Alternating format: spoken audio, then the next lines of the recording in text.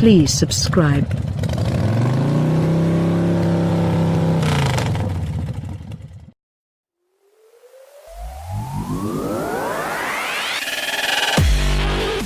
Kilauea, the most active of the 5 volcanoes that make up Hawaii's Big Island, has had 9 major eruptions since 1790. As recently as 1974, it blew its top sufficiently to destroy roads in the southeast corner of the island. Most days, it just percolates along, venting a perpetual plume of sulfur dioxide while searing red magma gurgles for the tourists who final by for a glimpse.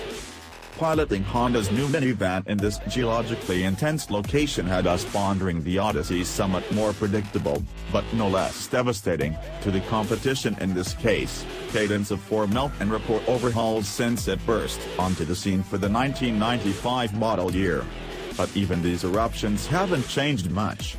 For example, the 118.1-inch wheelbase hasn't budged since the Odyssey's second generation. The first-gen Odyssey was a cord-based and significantly smaller, even for this 2018 overhaul that moves the Odyssey to the latest architecture shared with the Pilot crossover and the Ridgeline pickup.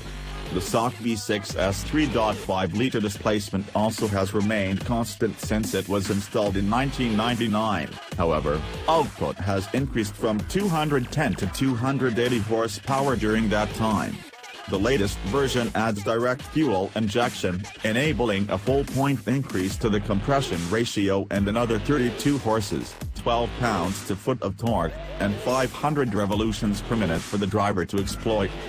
One of the Odyssey's key distinguishing features, and a leading reason it has been victorious in all but one car and driver minivan comparison test that it has participated in since 1999, is a sense of verve from behind the wheel absent from most practicality-first vehicles. This is something Chief Engineer Chad Harrison promises was again a priority. It shows. The ride feels taut, snubbing vertical motions on the Elite model's 19-inch wheel and tire package, which was the only model we drove. Last year, 18-inch wheels were the top upgrade, but now they're standard and an inch larger than before, and all Odyssey wheels are aluminum. Although it shares a platform with the Pilot and the Ridgeline, the minivan gets a rear suspension all its own, a multi-link design that includes, for the first time, an anti-roll bar. The dampers are situated more vertically and their mounts are pushed out as far as possible to enable a deep cargo hold. While cranking up the suspension firmness, engineers have dialed in more fore-aft compliance to reduce impact harshness. The new Odyssey also displays a resolute structural solidity, and Honda says torsional rigidity has increased by 44%. The steering ratio is more than 10% quicker than before, and the Odyssey's electrically assisted power steering, a rack-mounted dual-pinion setup, is substantially more precise than is the Pilot's column-mounted assist. However, the brake pedal feels a little soft, just as it is on its platform mates. A light push squishes the pedal through a substantial amount of its travel before there's significant deceleration. Getting kinkier.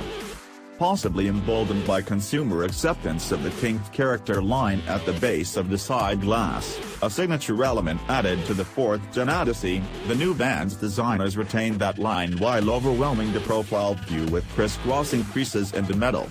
They've even drawn from the cliché bin with the addition of a floating roof treatment to the D-pillar. Of course, changing the actual roofline would sacrifice third-row headroom, so it's a purely visual flourish. It looks overdone to our eyes, which gravitate toward the Chrysler Pacifica in a beauty contest. One improvement is that the sliding door track is now nicely hidden, having finally been tucked up under the rear glass. The top 2 trim levels, Touring and Elite, debut the first-ever front-drive 10-speed automatic transaxle. This unit features planetary gear sets for the first time in a Honda-designed gearbox, as well as one of the widest ratio spreads in transmission DOM. The ultra all-tank gear can't even be selected until about 65 miles per hour, where the engine lugs along at barely 1,500 revolutions per minute. Part throttle upshifts are extremely smooth, and the transmission quickly recognizes grades and jumps to a lower gear. But we also found some downshifting inconsistencies. For example, while cruising at 55 miles per hour, 7th gear, flooring the throttle yields a swift and direct 7-3 downshift. However, increase the speed to 60 miles per hour, 8th gear, and the same maneuver delivers a lackadaisical response and 4 distinctly felt shifts before it finally reaches 3rd gear. The rest of the lineup gets the pilot's ZF9 speed transmission, although Chief Engineer Harrison promises improved shift smoothness, a sore spot in that SUV. The biggest dimensional change for 2018 is a 0.7-inch narrowing, done for the purposes of reducing frontal area and improving aerodynamics. Along with active grille shutters, the engine upgrades and the 9 and 10-speed automatics help all Odysseys earn 19/28 of a mile per gallon city highway EPA ratings, same as the Pacifica and just 1 highway MPG better than last year. This narrowing means that total interior volume shrinks slightly. To maintain a consistent cargo volume figure, Honda shifted the third-row seats forward 2 inches, which reduces rear legroom. But Honda still can claim more legroom than the Toyota Sienna and the Pacifica, and its third row is habitable by adults. The front seats are soft in all the right places and are extremely accommodating and comfortable, while the lower dashboard has been pushed forward to create more front seat knee room. The second row buckets are similarly comfy, one advantage of not having to be slim enough to fold into the floor like the Pacificas do. The Odyssey's latest seating innovation is what Honda calls Magic Slide second row seats, which is really an evolution of a function that began with the second-gen Odyssey in 1999, where the passenger side second row bucket had limited side-to-side adjustability. Now, both center row bucket seats can slide 13 inches laterally with 5 latching locations, while retaining 4 aft adjustability. Shifting the seats over creates a larger pathway to the rear seat, without requiring scampering through the middle aisle. Honda mentions numerous modes: seats together, apart, one seat tucked up close between the front seats within close reach of a doting parent, but left one out, gladiator mode. This is what happens when occupants, probably male ones, realize they can reach the adjustment lever while buckled in their seats and then try to crash into their second row mate with maximum velocity. Regular haulers of large items take note. Although these seats are removable, their superior comfort and limited folding ability make them heavy and awkward to extract. And the Magic Slide mechanism remains behind, leaving a not quite flat load floor. Got kids? Honda provided access to that most insightful of minivan evaluation tools: children. Specifically, our own kids, ages 8, 6, and 4. Fresh from 12 hours of travel across 6 time zones and each on the precipice of their own awe-inspiring eruptions. Naturally, they couldn't be bothered with anything so trivial as spectacular views of the Pacific Ocean or lava rock formations. They instead gravitated to the rear seat entertainment, which shrinks from the ceiling-mounted 16.2-inch split screen to a 10.2-inch single-view setup in the same location. The kids prefer the Pacifica's arrangement, where each outboard second-row occupant commands a touchscreen replete with built-in games. As in the Pacifica, when the navigation system is informed of your destination, the Odyssey can tell rear seat riders the distance remaining. An available camera mounted above the second row can send a wide-angle feed of what's going on back there to the front center stack screen, and there's also infrared light to enable nighttime viewing. It's a boon, although we occasionally wished it had a record function to use as evidence in subsequent parental court hearings. Another new feature is the airplane-alike ability to broadcast an announcement through the headphones, which also pauses the movie playing. 4G Wi-Fi is in the mix for the first time, but only on the top 2 trim levels.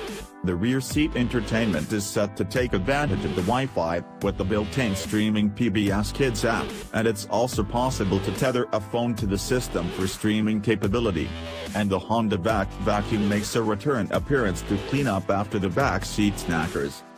Also debuting here is Honda's next-generation, Android-based infotainment system, an 8.0-inch touchscreen setup that eventually will replace the laggy and generally unsatisfying systems in the rest of the Honda lineup. Its layout is tablet-like, with substantially quicker response time and the ability to customize the icon layout, as well as which shortcuts occupy 3 permanent on-screen locations. It features a volume knob, a whirling innovation unearthed and applied to the latest CR-V, as well as Apple CarPlay and Android Auto connectivity and the ability to receive software updates wirelessly. There's also an app that enables the phone to manage the rear seat entertainment, climate control, and navigation system. However, even the top Odyssey trims are a bit sparse on USB charge ports, with just 1 in the center console and 2 in the second row. The Odyssey adds a full complement of driver assist technologies to X and higher trims. Honda says that describes roughly 95% of its minivan sales, including automated emergency braking, lane keeping assist, auto high beams, rear cross traffic alert, and adaptive cruise control.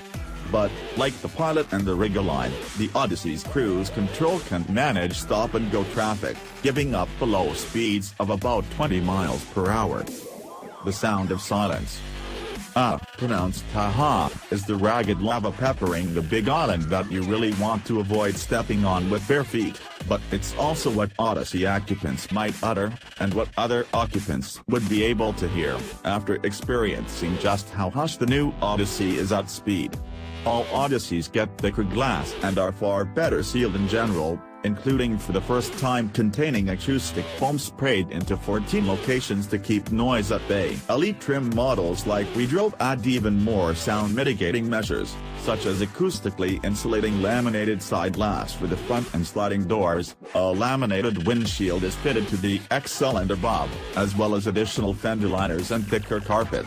Although we've recently been impressed with the Pacifica in this regard, we're quite sure the Odyssey will prove to be the new champion of minivan quietness. Practical, comfortable, configurable, feature-rich, and exceptionally quiet. Aside from perhaps the styling, this is a compelling set of attributes that should keep the Odyssey energized until its next big event.